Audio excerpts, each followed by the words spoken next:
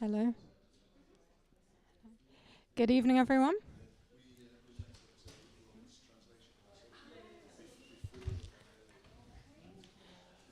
Good evening, everyone, and thank you so much for joining us tonight. It's brilliant to see so many people here. And thank you to everyone who's joining us online as well. My name's Rachel South, and I manage the bookshop at Pushkin House. And I'm so pleased to welcome Julia Nemirovskaya, Josephine von Zitzewitz, Jessy Kaner, and Robert Chandler for tonight's Pushkin Club event. Robert has kindly agreed to introduce tonight's discussion, so I will hand over to him, and we hope you enjoy the event.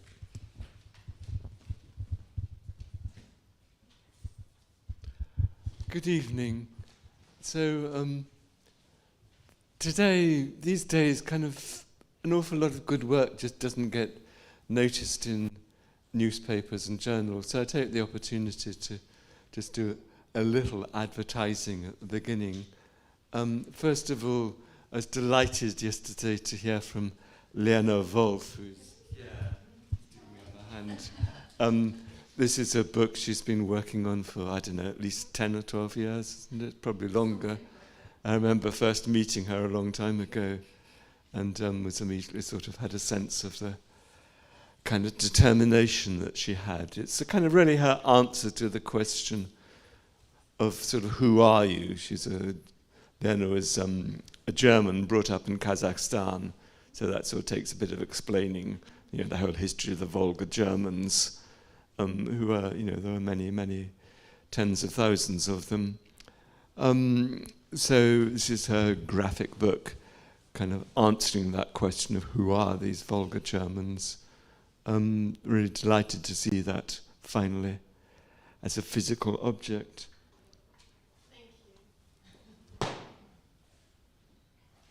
One of the most remarkable publishers in this country, also not getting nearly the recognition he deserved, and he has actually stopped now, Smokestack Books, really a one-man operation in the north of England.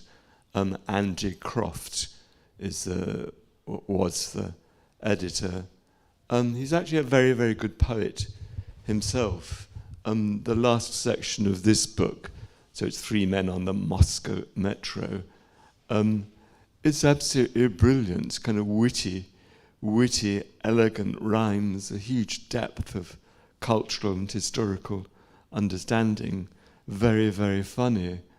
And Andy, who has a strong belief in sort of poetry that really does speak to people's needs and concerns. He is very scornful of the poetry world, today's poetry world, as being so very, very introverted. It was Andy who published Disbelief and a previous anthology of Russian language poetry from the Second World War. Both bilingual books, very well translated, and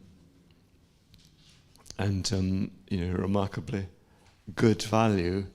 £10 for quite a long bilingual collection of poetry. And Andy's concern with poetry that really does speak to people. It's a great joy to see translations that really speak to people. So many translators just get caught up in their sort of ideological arguments about translation. Must one always translate rhyme and meter? Is free verse? People get very sort of fixed in their views on these things. Don't realize that every poem is its own self and may be treated differently from other poems.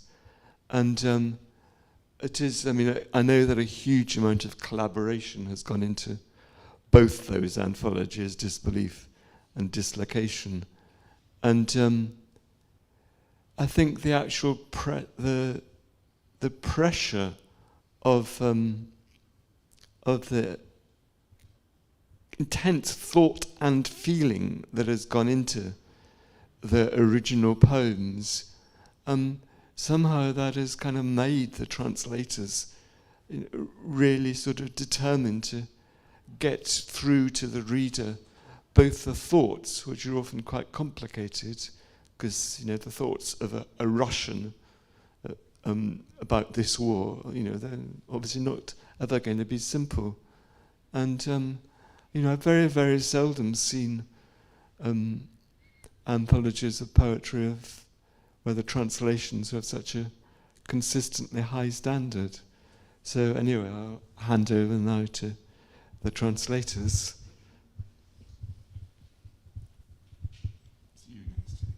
There's me next. Thank you very much, Robert, for a very intriguing introduction to these amazing collections of poetry. Disbelief was published in 2023, and now Dislocation is coming out, and Julia is the kind of force behind all of this, and Josie, one of her major companions, I think, in bringing this all about. But the seed that started it all, I think, is Julia's Kopilka. Are you telling us a little bit about Kopilka and how it developed, how it started and how it developed? Hi, Masha, welcome. Please have a seat. Thank you so much, both of you. Does it work? Yeah, okay. And of course, I would like to thank the Pushkin House and Rachel and Robert and Jessy.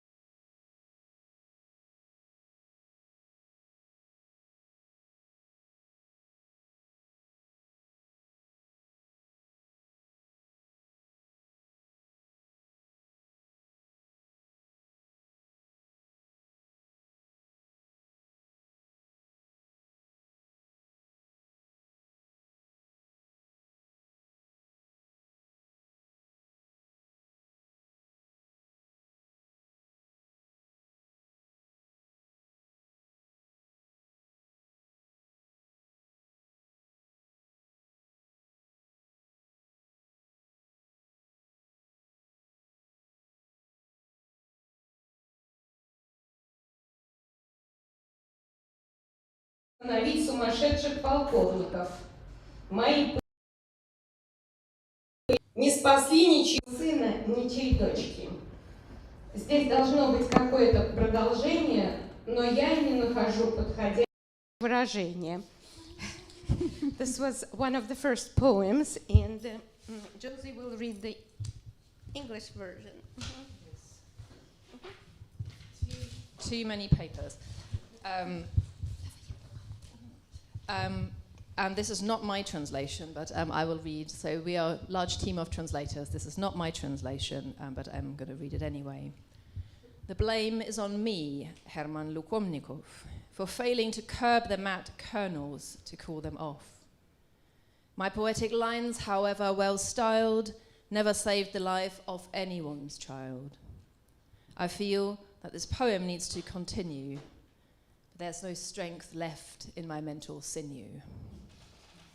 Good example of something that absolutely needs rhyme, even in the translation, because it hinges on it. Whose translation is this? Dmitry Manin. Thank you. And we'll read one more, right, by Yulia Friedman. You know how Putin's propaganda was trying to present this invasion as something that Ukraine deserved. There were different explanations, and this poem is devoted to fakes. Mm-hmm. Do you not want to read the Russian? Yeah, probably just the English, because it's just a long English. one. Okay, it's a long poem. Mm-hmm. So this is Maria Blostein's translation. When we had liberated Ukraine from the Nazis, Poland from Martians, Finland from dog-headed men, the earth sprouted fragrant cocaine-smelling blossoms, and our tankmen got high on their magical scent. Lithuania became a hotbed for galactic snails. From Epsilon of Andromeda, that cold crimson star, they hid among salad greens and other plants. We bombed it flat. No choice but go that far. We were compelled to raise Estonia from the map, since the ichthyosaurs took over step by step. They arrived from Alpha Centaurus on an orbital lap, all of them devotees of Astartes' gory sect. In Latvia, too, we destroyed all the signs of life. We had no choice. The West forced our hand. It propagated noxious microbes there, as the cryptoscience gurus let us understand. Now all nations are free. They write us from Eden, and all sundry creatures, both furred and feathered, and Moscow extends from horizon to distant horizon, from sandstorm to sandstorm, in the new global desert. So there are plenty. There's plenty of funny poems, surprisingly, and in fact, poems which provoke all kinds of emotions and express many different sentiments. And in Disbelief was published on the 1st of January 2023. So just 1 year after, less than a year after the beginning of the full-scale invasion of Ukraine, by Smokestack, not the invasion wasn't by Smokestack Books, sorry. Yeah, published by Smokestack Books, and this now Dislocation is a much bigger collection, I think, published by Slavica. That's an American publisher, I think, and perhaps, Yulia, you can tell us a bit about how you put it together, how many poems there are in it, and how many people worked on it, and particularly how you've divided up the poems into different groups and themes. There are 12 different sections, and I don't know how many poems are there. It seems like hundreds. Yes, several hundreds. It's 450 pages of poetry. With translation. Thank you. This A good question, because the two anthologies are quite different. The first one was an immediate response to the invasion, and we just combined 100 compelling poems, but in both anthologies, actually, the choice is with the translators. I assume that if a translator spends weeks or months with a poem, it's definitely worth it, and my personal taste is very particular, so I should not trust myself. I should only listen to translators and collect their work, so there is not much manipulation here. It was just 100 poems in response to this, to the beginning, the onset of this war. The only challenge we had with Maria Blostein, who was a de facto co-editor of this volume, although she doesn't want to accept that role, was that the biographies in the end had to be constantly changed. When we started to compile Disbelief, 2/3 of our authors lived in Ukraine and Russia. And when we were doing the last, we proofread it for the last time, only a third of our authors lived in Ukraine and Russia. They all not only fled Russia, but they also changed their professions and sometimes even identities. So TV anchors became refugees somewhere in Turkey, a refugee camp, and so on and so forth. So this was really challenging, this constant change of biographies. However, with Dislocation, it was a more challenging book altogether. It's a more academic, a larger book. And the outpouring of poems was going on, and we decided that we need to make sense of this. Of course, again, it was the translator's choice, and we compiled those poems that were translated, but we also decided to organize them around concept clusters, like premonition, grief, rage, pain, children at war, theodicy, language and culture, and so on. So this book was organized differently, and also it's interesting that the reception of poetry changed. So some poems are less direct, they're more subtle, and some are just written against the background of this war, because they were, I think the readers wanted something more subtle and less painful, to say that in terms of emotions. They wanted something more, they wanted thoughts about the war rather than emotions. So there are lots of poems like that there.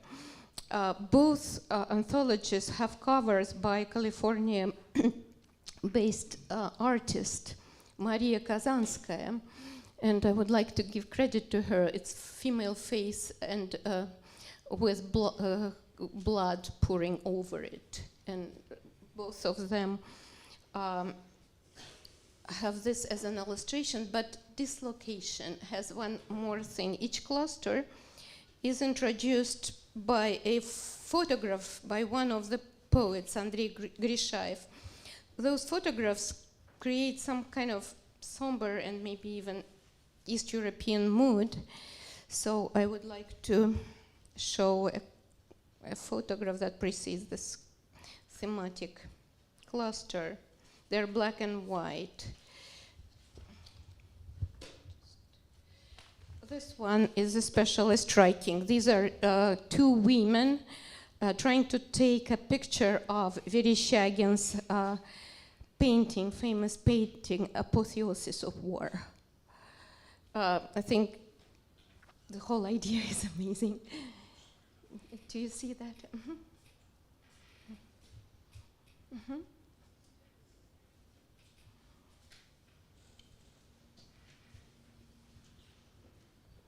And the challenge, of course, was that every good poem has different topics, different themes. A good poem is multifaceted. So we struggled with Anna Krushelnitskaya, the co-editor of this book.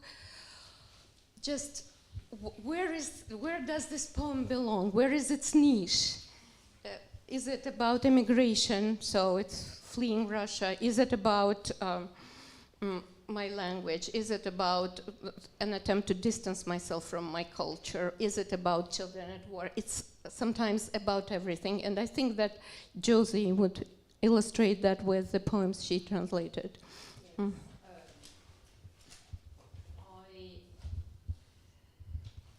I would like to read one poem in English only, I think, by Gali Danazinger, who is a Israeli-based poet with origins in the Russian part of the Soviet Union, but she's lived in Israel for much longer.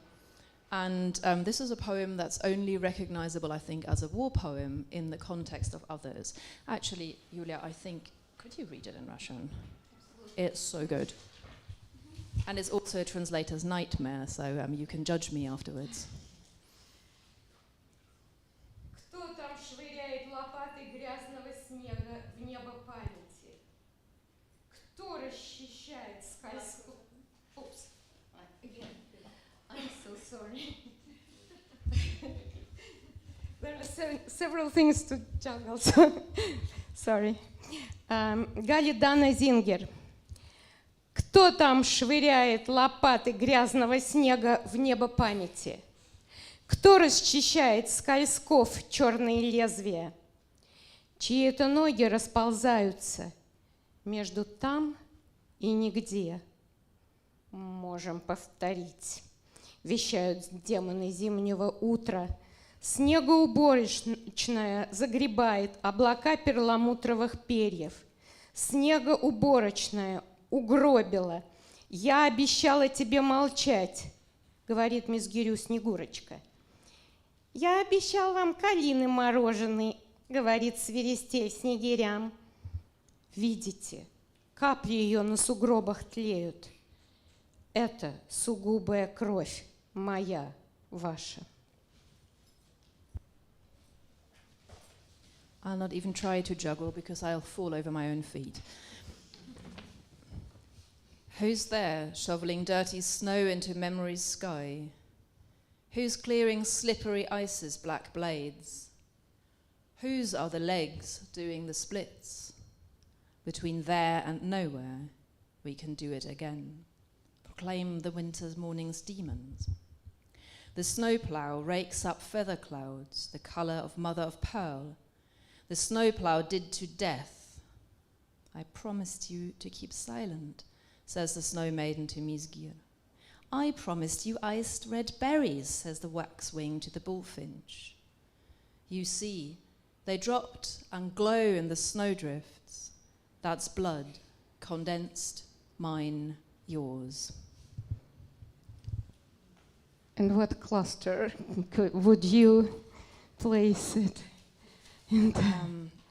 Yes, our cluster is called Then I Knew the Feeling of Hatred That Burned in My Chest. The clusters don't have a category title, they have a citation, and I think that works much better. One more, Bragina, but only in English, I think it's quite long. This one is by Olga Bragina. Olga Bragina is a Russophone Ukrainian who fled Kiev at the very beginning of the war and had various scholarships on these emergency scholarships. She was in Germany for a long time. She was in Austria, I think, as well. And she is talking about the experience of dislocation, really, in language. This is probably exactly how loners should live. Go every night to a cinema bar in a country whose language you don't understand. No, of course here you'll find words like menu, euros, barman and dog friendly. And you feel that you're inside the Tower of Babel.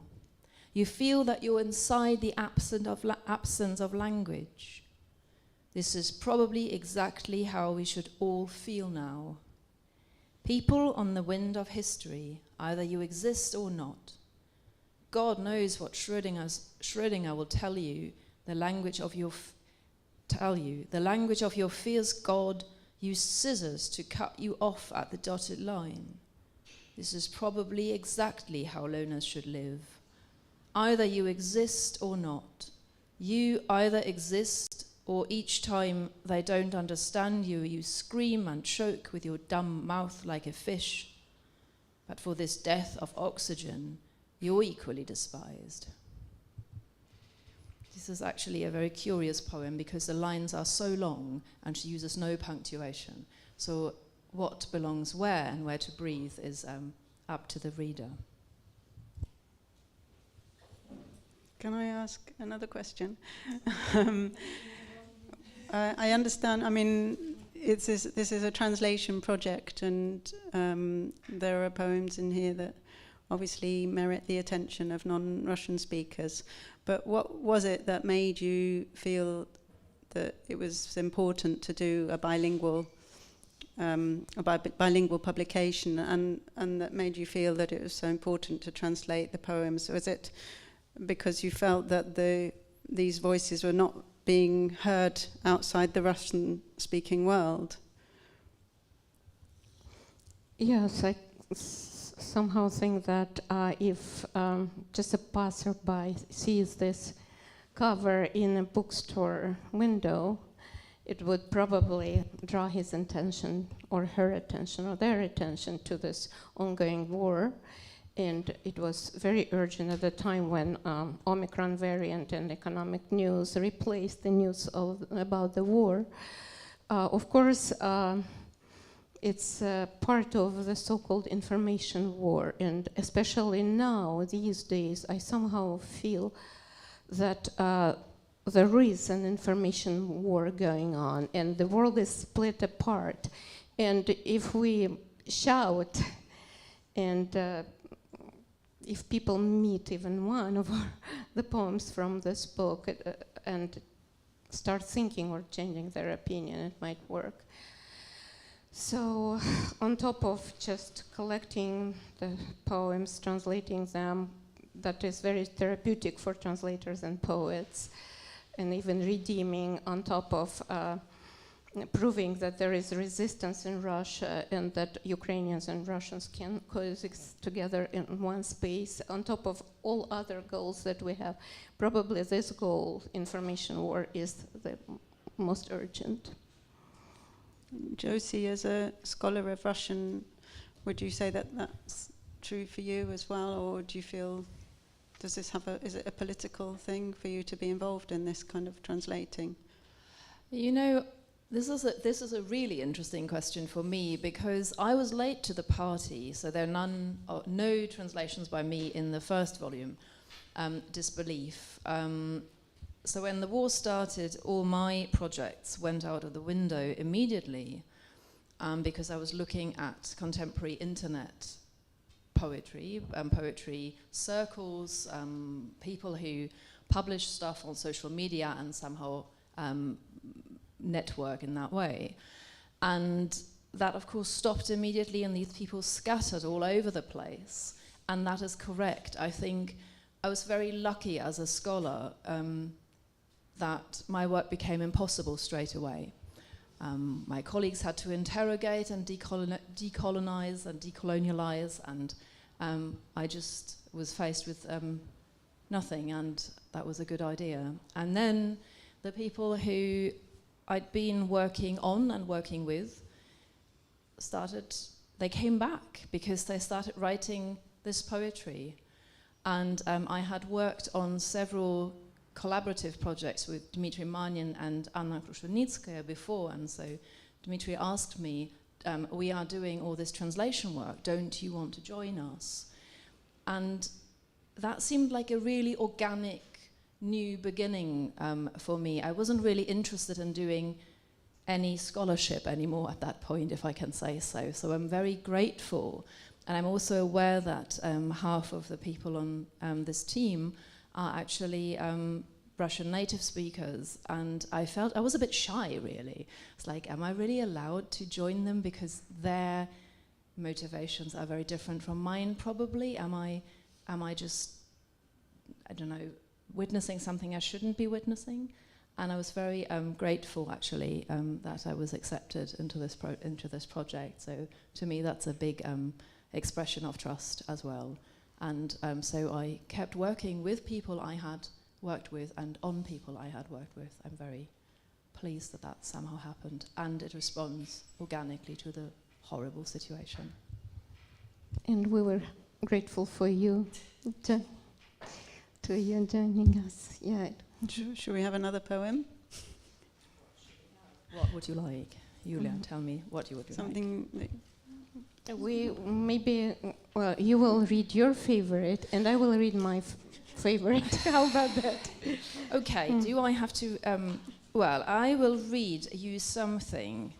I want to read this, not so much perhaps because it is my absolute favorite. I find this very difficult.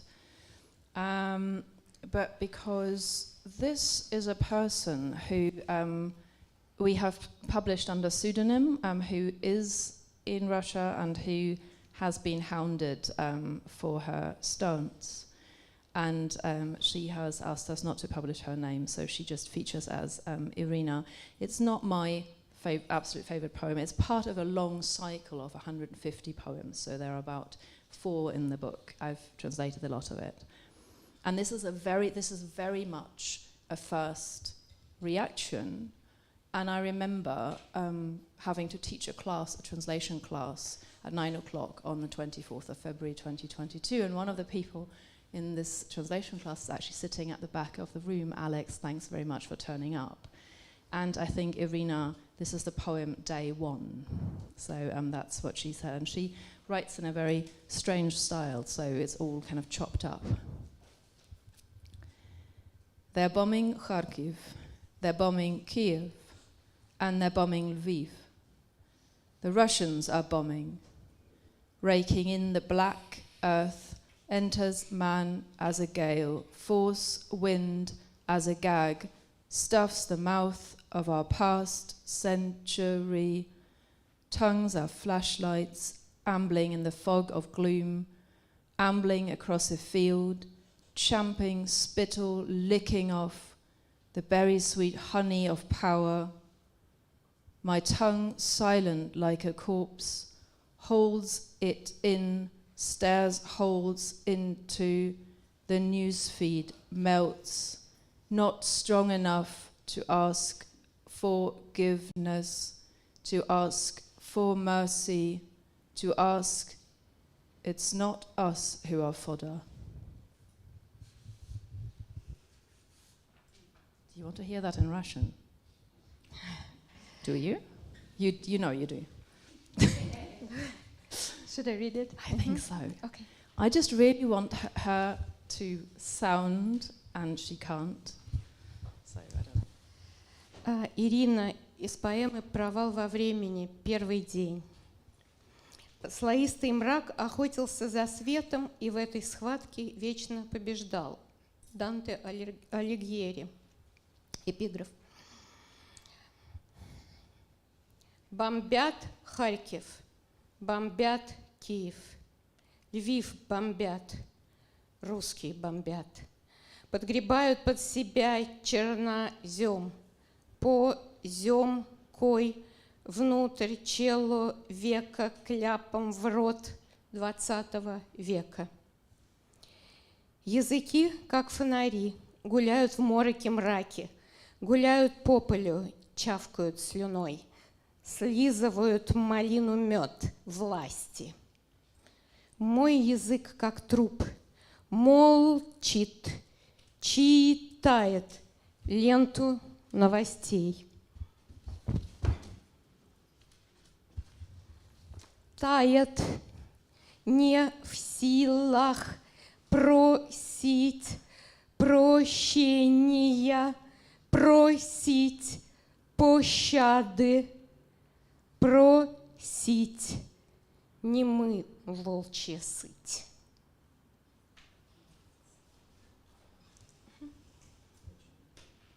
What's your favorite? Shall we have one? Today I would like to read a more optimistic poem.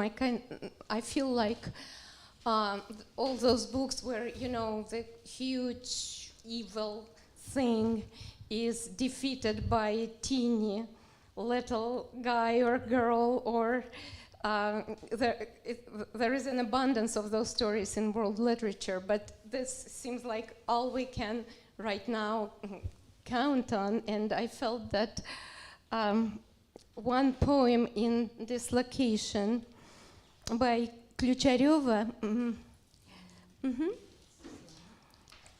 Natalia Ключарева, I can say her name just a couple days ago she immigrated. Before she lived in Yaroslavl, and this poem is set in the city of Yaroslavl, a provincial city.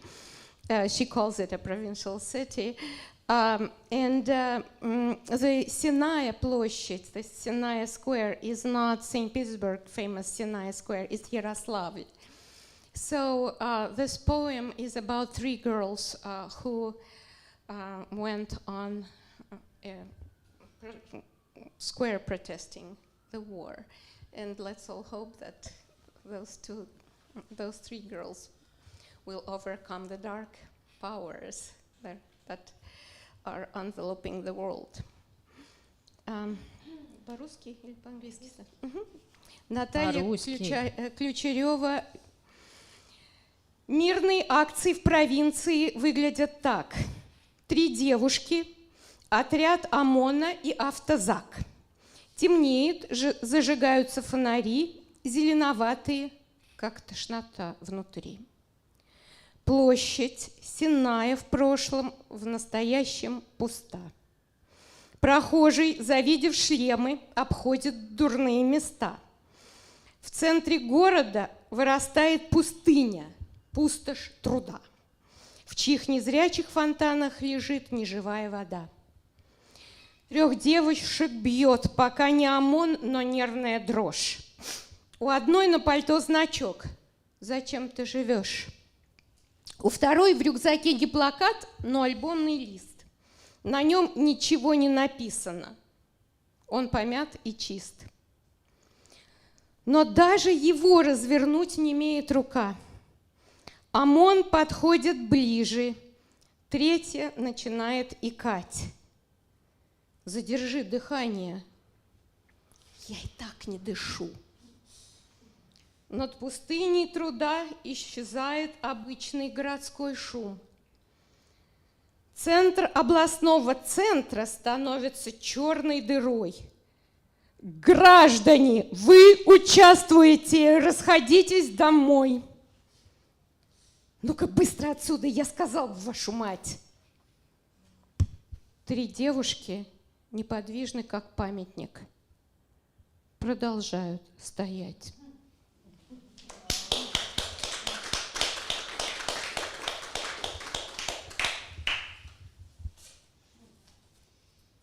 Julia is such a fantastically expressive reader. Because I love it.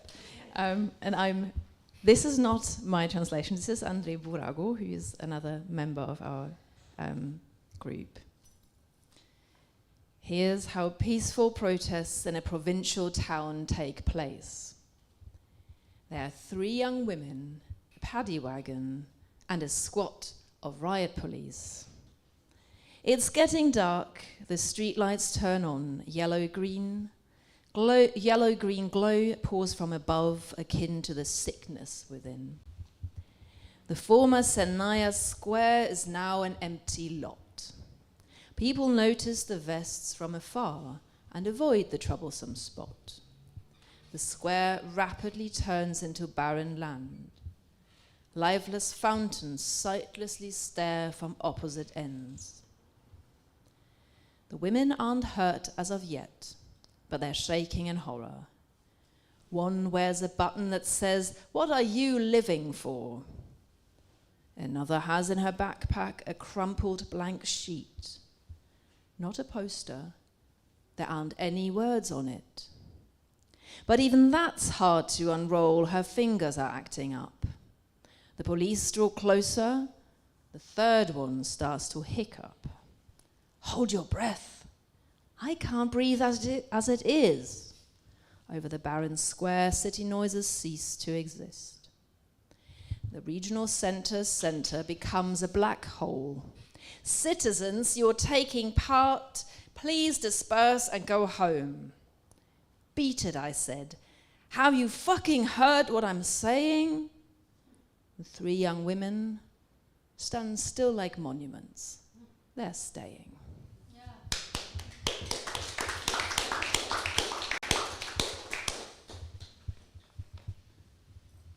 More poems or another question? Can I just interrupt and come out with a little story that relates to that? One of the most remarkable men I've met in my life, Misha Nikolaev, he was the husband of the Tsvetaeva scholar Victoria Schweitzer. Misha spent almost his entire life until his last years in different institutions, orphanage, Red Army. They falsified his age. I think he was fighting at the age of 14 or 15, and about 15 years in camps. He was one of the few people who was sent to, or relatively few people who were sent to the Gulag for real reasons. Like he tried to do unimaginable things like cross the Soviet frontier and so on. And while Stalin was still alive, he did a one-man protest outside a prison in Sverdlovsk against the terrible conditions in which prisoners were kept there. Of course, his one-man protest didn't last very long, so he went off to the Gulag again.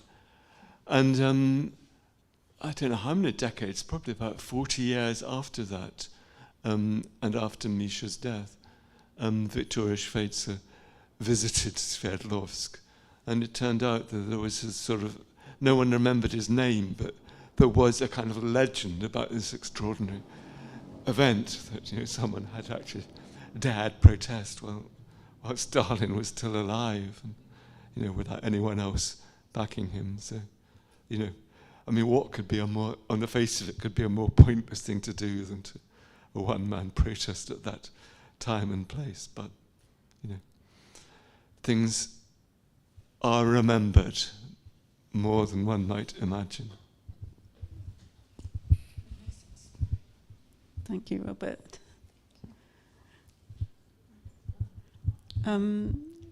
Just to go back to the books again, I think everybody understands why this first one was called Disbelief. I think none of us really could believe what was happening in February 2022. But what is the message in the title, Dislocation? Is it about geography, or is it about language, or something else? It's a very good question, because I think it's all of the above. We also thought about our third volume, which is a work in progress, and we thought that one would be called Amputation, but then we decided it would be too off-putting for our readers. However, all of them reek of surgery. So it's really about attempts probably of poets to distance themselves from the culture and language appropriated by Putin's regime, and those attempts are futile because language is the instrument of poet. So the rupture and the dislocation is actually happening inside the poets. It's tearing them apart. It's a very painful process. And it reminds me of Paul Celan, who had to write in German in the language of people who killed his family. And so it's really a painful process of dislocation from one space to another geographically, from one space to another in one's mind, and also trying to find some other contexts too. So.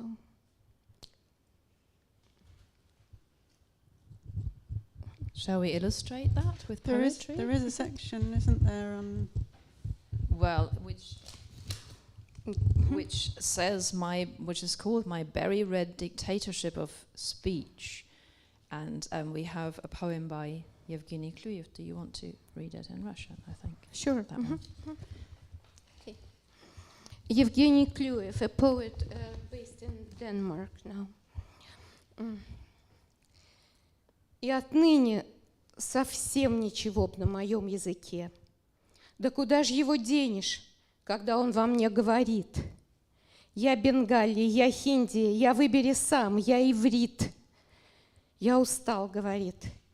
Посиди со мной здесь, в холодке. Он бормочет бессвязное. Как его не пожалей, отвечает невнятно и чаще всего не впопад. Не по делу, стесняясь обильных своих падежей и громоздких глаголов, чьим видом он явно не рад. Норовит обойтись то улыбкой, то кислым смешком. Надо плакать — смеется, а надо обняться — грозит. И таскается всюду с большим неудобным мешком, пряча в нем свой тяжелый, состарившийся реквизит.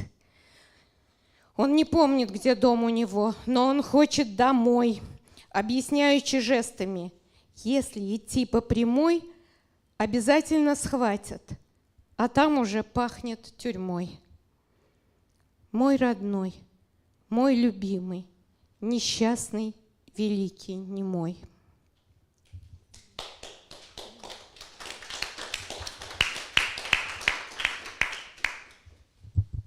So here it comes in the words of Dmitry Manin. I'd rather have nothing at all in my language, no more. But what can I do if it's talking and talking within me? I'm Hebrew, Bengali, it blabbers. I'm Pikwan, I'm Hindi. Sit down with me here in the shade, I'm exhausted and sore. It mumbles incongruously. Even if you take pity, it answers with gibberish. It's neither here nor there.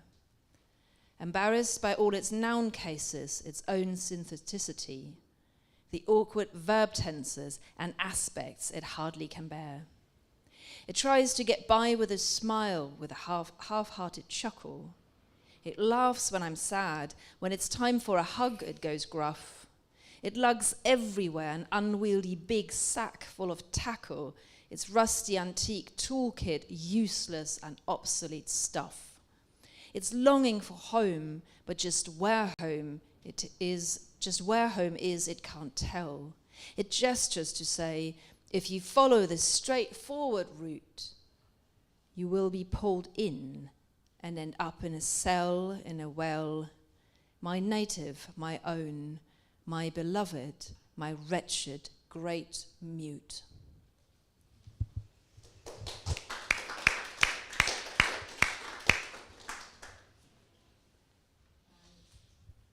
I'd actually also propose a poem, a very short poem, by a Russophone Ukrainian who is wrestling with that question of language. And Alyona Maksakova, she is originally from Kharkiv, but she's been living in Germany for a very long time.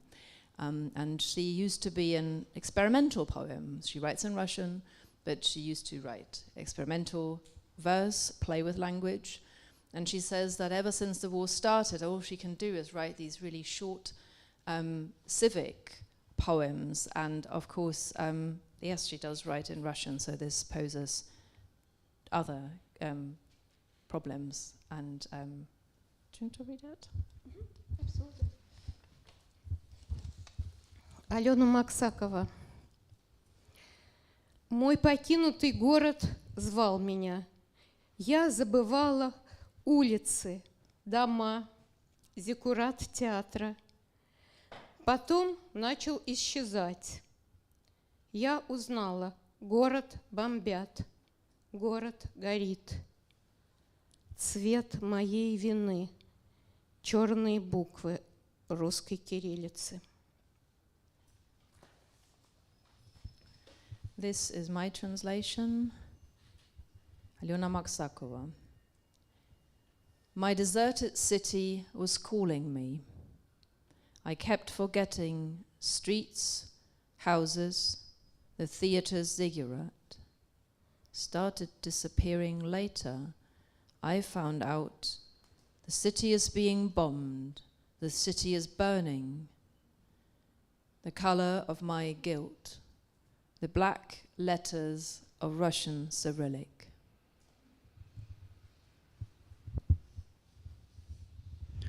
I know that you read poems by Irina and you told us a bit about her situation. For any of the other poets, is it dangerous to have their poems published in a book that's published in English and in the West?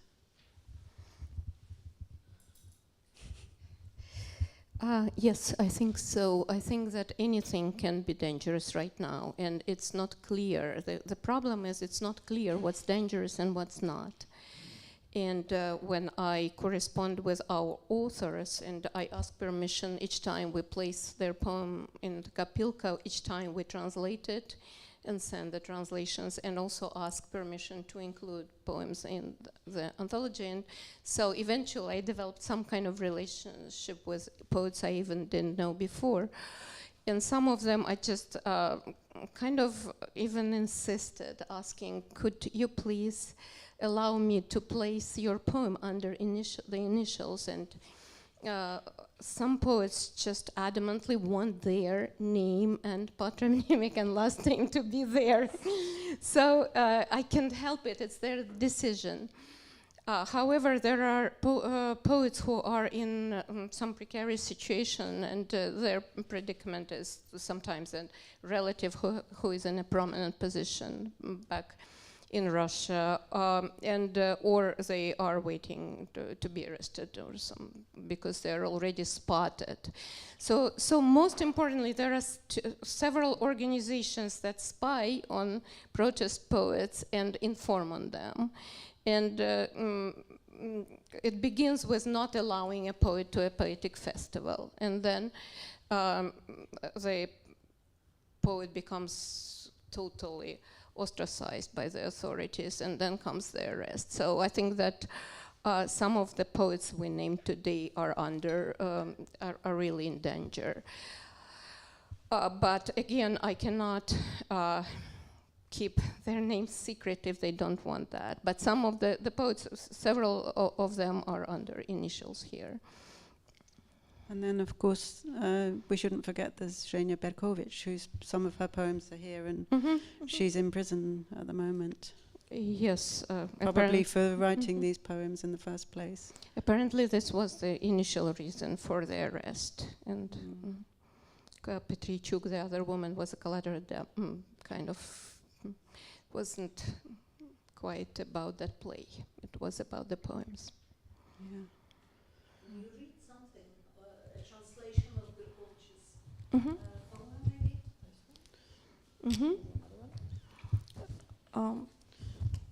Вот или вот это то ли новостей. Про то, что перепел.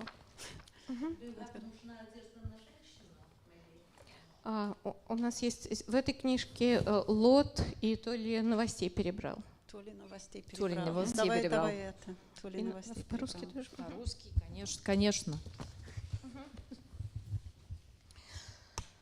То ли новостей перебрал, то ли вина в обед.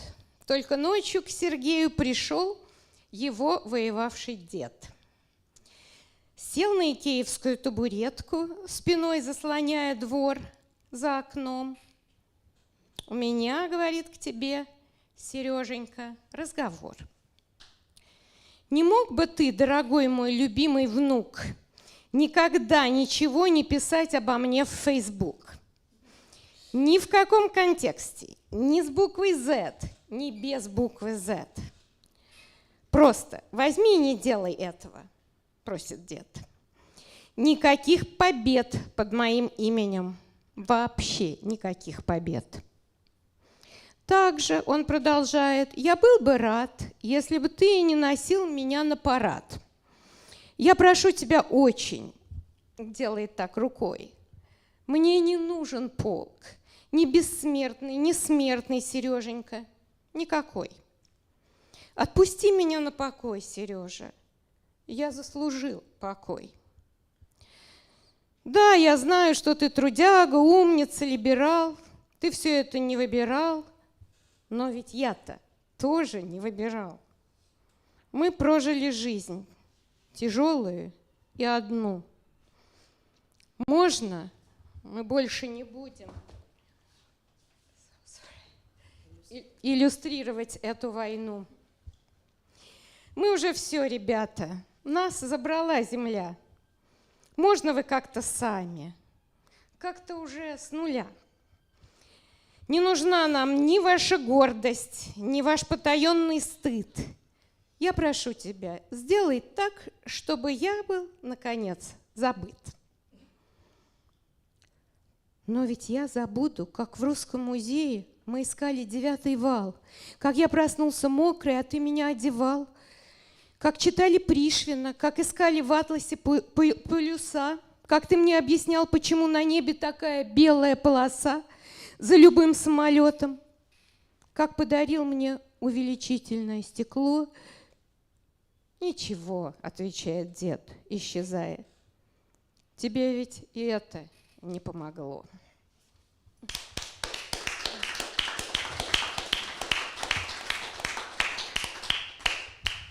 And in the words of Anna Krushelnitskaya, whether it was too much wine that made him sick, or too much news that made him sweat, but Sergei was paid a midnight visit by his grandpa, a World War II vet. Grandpa sat down on the IKEA stool so that his broad back would block the view from the window. He said, "Seryoja, we need to talk. Can you please, my dearest grandson, whom I adore, not post anything about me on Facebook? Never, no more. Not in any context, whether with or without the letter Z or the letter Z. Just don't do it," says Grandpa. "Don't post anything about me. Don't claim any victory in my name. No victory. I'd be happy," his grandpa continued, "if I could persuade you to stop showing me off at the parade. I beg of you, dear." Here Grandpa motions with his wrist. "I don't want to be in a regiment. Not the immortal one, not the mortal. Seryoja, I won't enlist. Let me rest in peace, Seryoja. I earned my rest. Yes, I know you're smart, driven, liberal, you're all of those. But life is not what you chose. But it's also not what I chose. We've lived our one and only life. It was hard. Now I implore, can we please stop serving you as poster boys for war? We're done here, kids. We've gone down into the ground. Can you start from scratch without us this time around? We don't need your pride. We don't need your secret shame. I ask you to make sure the world forgets my name.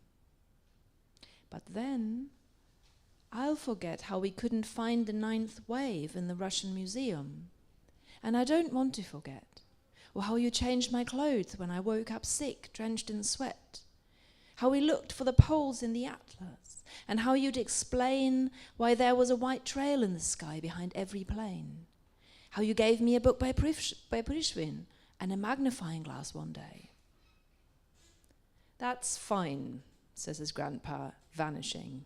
None of that did you any good anyway.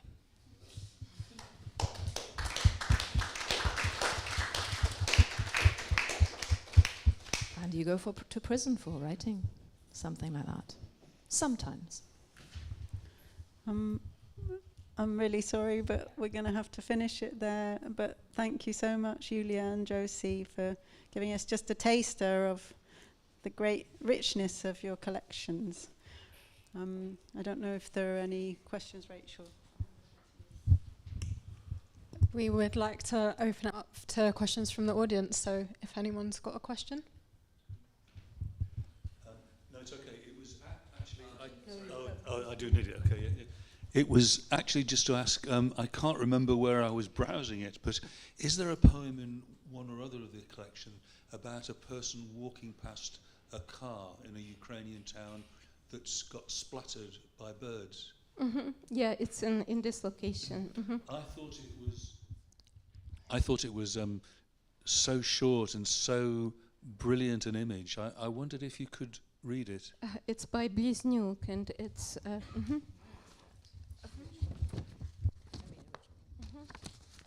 It's really amazing. Volkswagen. So.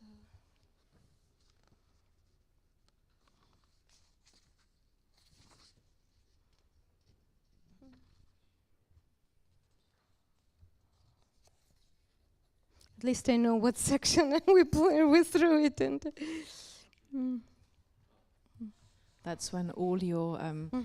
96. Okay.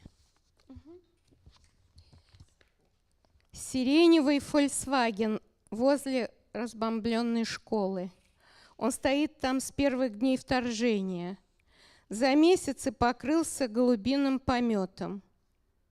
Это души убитых школьников. Каждое утро в раю послушно чистят зубы и сплевывают зубную пасту на капот и крышу. It's by Ukrainian author. Ooh, this one does give me goosebumps. This is Jana Kaner, who's the translator. A periwinkle Volkswagen next to a bombed-out school, parked there for months since the first days of the invasion, is now covered with pigeon droppings. As if the souls of the slaughtered school children begin every morning in paradise by dutifully brushing their teeth and spitting out the toothpaste on the car's hood and roof.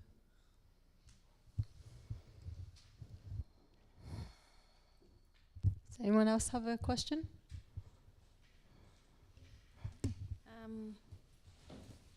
Sorry. Just in regards to one of the poems that you read by Alona Maksakova, and I think you, at the end, it said, "The color of my guilt is the black color of my Cyrillic." I just wanted to get a bit more explanation. So is that about her speaking Russian and that represents the guilt? Is that what she indicates? I wanted to understand, because I think you said that she's a Russian speaker who's from Ukraine. So I wonder if that disconnection to the language as well. So. I mean, we would need to ask her. She's alive and very active, like on Facebook, for example. You could write, and she's safe. She's in Germany. I don't know. I mean, it is literally черные буквы русской кириллицы. So it's literally the black letters of Russian Cyrillic, the color of my guilt, the black letters of Russian Cyrillic. But looking at the other poems that she's written in the same collection, there isn't that much like direct talk about that topic. So, but it is, I think, if you are, what do you do? This is your mother tongue. Like you're writing, and like Paul Celan, who wrote and continued to write in German, although he had Yiddish and he had French, but he continued to write in German. And Maksakova continues. It's her mother tongue. Why should she hand it over? Why should she give it up? However, other people have decided to give it up, even to learn Ukrainian, who weren't particularly fluent in Ukrainian. So it's a very individual decision, and I think any decision needs to be honored in that way, whether it is to mix or to, like Boris and Ludmila Khersonskia, they write in both languages, but they also both still write in Russian. So yeah, I think it's...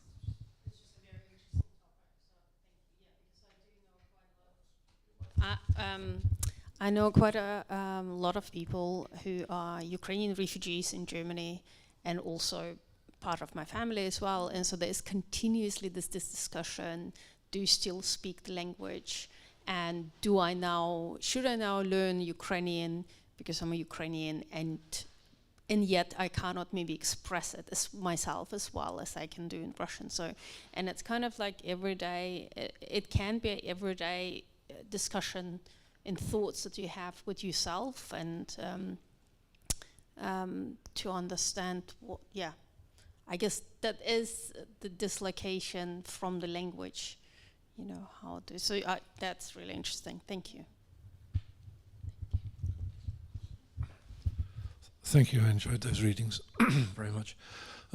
I wanted to ask whether there is a comparable body of poetry in Ukrainian, and if this is possible, can we make distinctions in terms of their tone, their language used, and so on? I asked this out of complete ignorance of Ukrainian and Russian. Yes, of course, there are several collections of Ukrainian poems. And definitely Ukrainian poetry, as all Ukrainian art, is on the rise. It's flourishing, and of course, it's a lot of it is caused by the tragedy. So it's really powerful, and poems in Ukrainian we did not collect them, but yeah, but. There are translations. Even they come out monthly, really. So I saw a couple recently, and they are in English translations or parallel as well, like one page facing the other. I know, for example, that Olga Bragina, the poem that I read in English, she keeps writing in Russian, but she also writes in Ukrainian, and she's translated some of her stuff into Ukrainian, and then people translate stuff from poems from Ukrainian into English, and then, but the company, like Ukrainian books collections, will contain the work by a lot of people who would not want to be published under one cover with people from the Russian Federation. And that also needs to be respected, I think, at this time. So I would personally always ask an author whether they are happy with that, that there are people there who have origins in the Russian Federation. So it's a bit of a tricky one. But there's lots and lots of poetry in Ukrainian. Thank you very much for the readings. I think it was very impressive. I have 2 points. One in respect of Ukrainian writers writing in Russian. In autumn 2023, we had the writer called, if I'm not wrong, Irina Lagunina or something, maybe somebody will remember. She's a prose writer, and she's now here. She came with her 2 sons, I think, from Kharkov, and she was asked this question, whether do you feel it still all right to write in Russian? And she said, but I can't do anything about it. This is how I feel, this is how I think, this is my language, and it is the only way for me to be true for myself, to myself. So I do realize that obviously for different people it might be a very different solution. And then I missed the beginning, and I don't know if the book Dislocation is available to buy. Can I buy it here, or can I buy it online?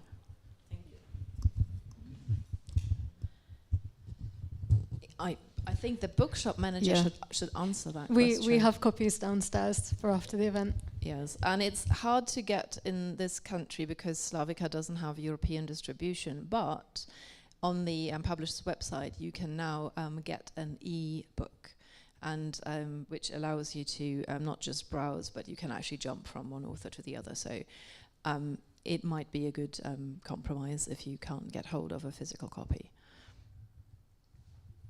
Apologies for that. Does anyone else have a question?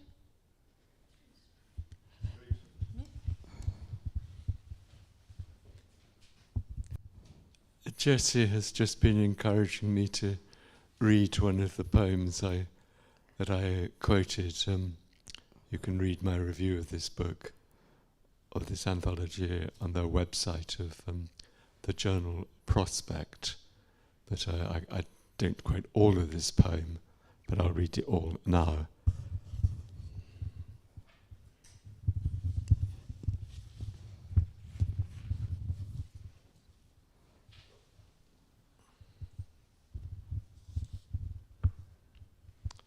So this is by Vitaly Pukhanov, and it's translated by Maria Blostein.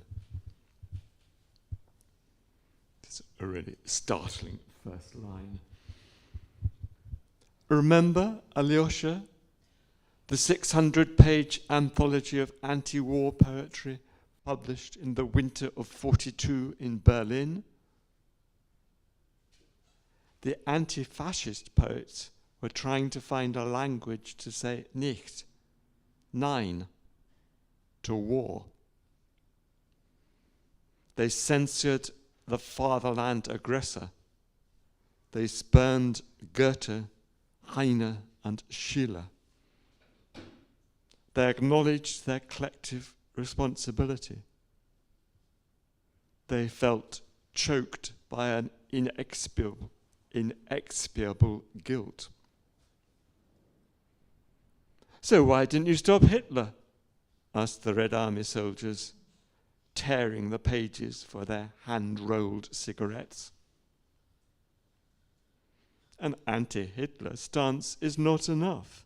You must have a pro-Soviet stance, the political officers explained. Unfortunately, not a single copy of this anthology remains, Alyosha. But there's no doubt there was such an anthology published in Berlin, and no Hitler could prevent these anti-fascist poets from saying no to war, because the Germans are a cultured nation, Alyosha.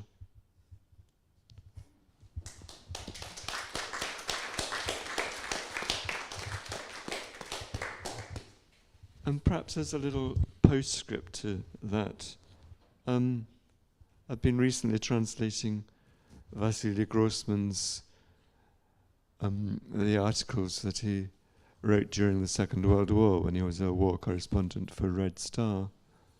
And the ones the last of them, when he was already in Germany in 1945, they're somewhat uneven, but he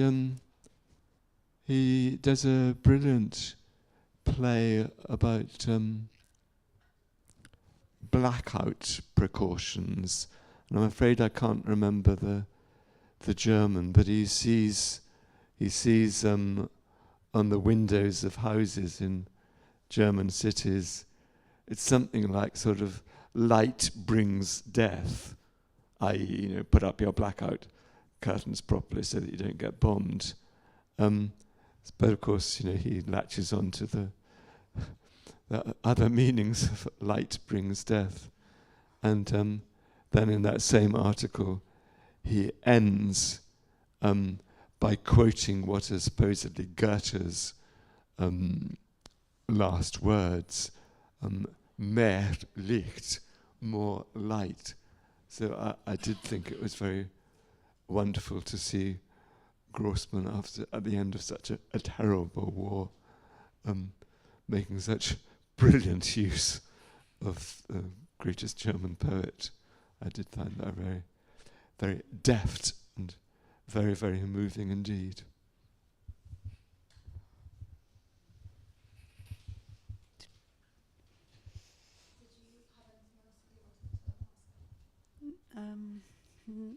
I've got lots of questions, but I don't think we've got time for them now. No. Well, Julia maybe wants to say something else, though. I was going to say thank you to the translators who we slightly, I don't think we covered this this project as a translation project. And each poem was actually collectively workshopped and discussed, and these are amazing people. I don't know what I'm doing here. So, Josie, you wanted to say a couple of words about the translation project, right? First of all, I have to have a public argument with Julia, because she always says that, and I say, well, what you don't understand is that all the translators are replaceable, but without the heart of the project, who has this amazing ability to bring people together, both translators, but also poets, who can be so prickly. And I talk to somebody who's upset, the guy gets more upset than he talks to Julia, and he's fine. So without her, and without her contacts, and without her energy, I sometimes get really annoyed when I have 10 emails in my inbox. Really, really annoyed. And then I realized that they are all in Oregon, so it's not that they're writing to me at 11 p.m., but it's just that for them it's day. Anyway, but yes, so this is dislocation, I think, more so perhaps than disbelief, a really collective effort. And in that sense, we have dethroned Julia a little bit, so we've taken away the editor's power. She's taken us at our word, because all these poems have been workshopped quite informally, I think, in the sense that if somebody has a poem, they send it out on the Google group, others comment. I often ask a specific question, like, did I get that right, or does anybody have an idea? So although the poems are signed by the person who wanted to translate it, there are differing levels really of of input from others, and I've only ever produced better translations from working with people. And maybe have we named them? Let's try and get them right. Dmitry Manin, Anna Krushelnitskaya, Andrei Burago, Jana Kaner, Richard Coombs, Niles Watterson, who's done a few for us. Niles Watterson. Myself, anybody? I forgot. Maria Blostein. Oh, Maria Blostein. Боже мой. Yeah, and the the brilliant Josie from Zitzewitz. Yeah. So yes, and so we have all done this job together, and I think when you want to produce a lot of translation, a lot of poetry, this is how it has to be, in a sense. And I also know that Robert is a great proponent of collective, not collective so much, but this is not collective translation. I'm getting my English funny. It's collaborative translation, and I know that Robert is a great proponent of collaborative translation, and a very, very humble and modest. I remember your questions when you were translating Platonov on sea langs, when you were asking for input from people, did I get this right? And I think this. Does anybody have another idea? And your way of teaching workshops up here in Pushkin House, so I think you've definitely convinced me that this is a productive way, and I'm very much inspired, and I'm grateful that I've been able to witness you work in that way. Well, thank you very much, and I've been very grateful to be able to work in such a way. And there is actually something rather remarkable about email in this respect, that obviously being the main translator of any particular work is a responsibility, but when someone with whom I have a good rapport, and probably with a poet and translator who I've corresponded with the most frequently is Boris Dralyuk.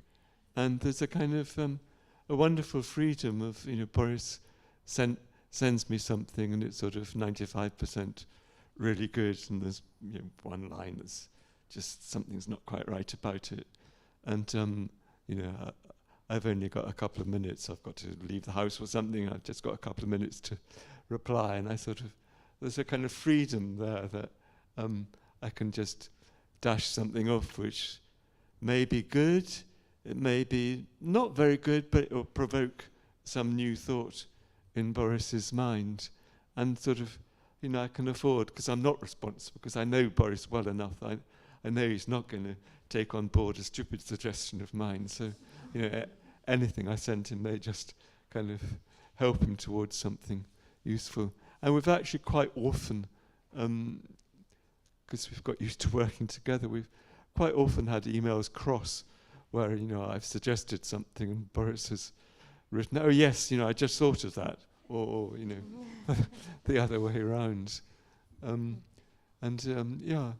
It is very good. Sometimes face to face, if people can get sort of stuck into arguments, whereas email allows one time to think, and one can reply a minute later, or one can reply a week later. Well done all of you for making the best possible use of a technology that has many bad things about it. And you're such an inspiration for us, Robert. And each time Boris writes me, he said, "Oh, Robert Chandler approved this."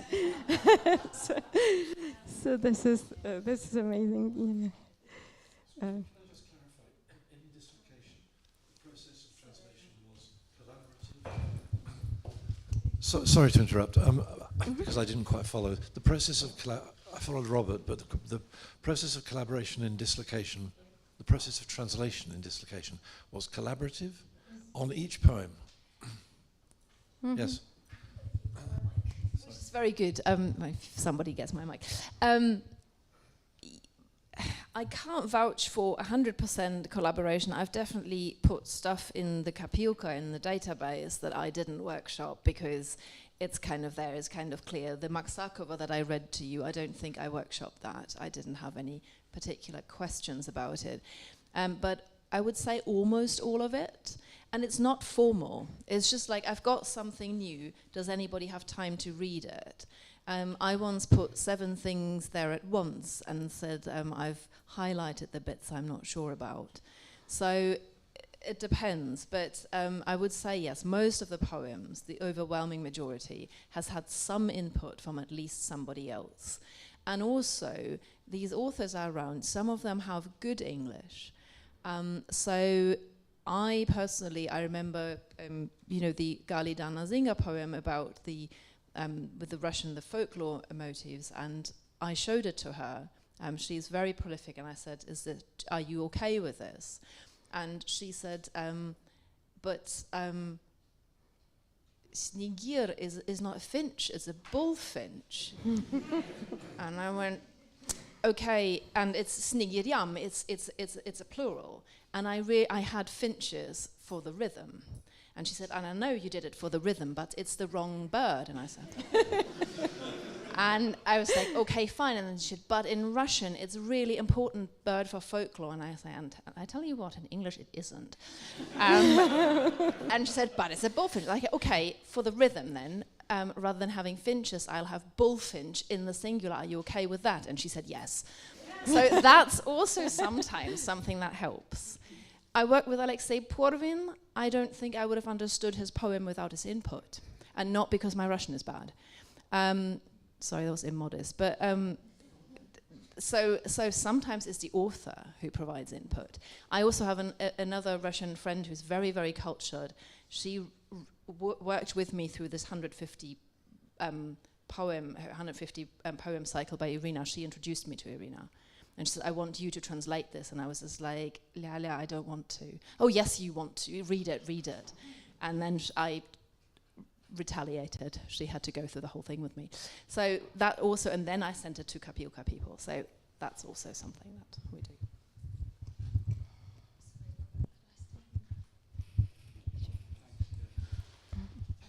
I just wanted to return to the vexed question of Russophone or Russian poets deciding they must learn Ukrainian or write in Ukrainian and so on. And I wonder if it's helpful just to think of it as a spectrum, because there's a way that I remember hearing Andrei Kurkov, the Ukrainian novelist, in one of his radio talks saying that really out of disgust and rage he was now going to write in Ukrainian and no longer in Russian.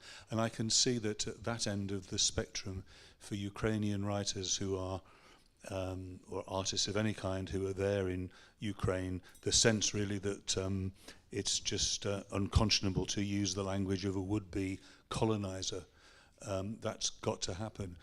But then you were mentioning, Yulia, about the Russian speakers. So, well, I can't do anything else but, Ukrainian, but with Russian parentage and so on. And I have some friends like that as well. And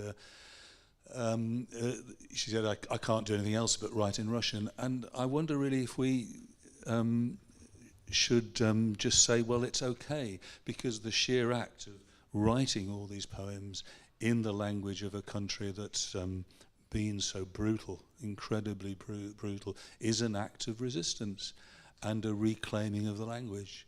And all of us throughout our lives, I was taught Russian at grammar school by an enlightened teacher in the 1960s.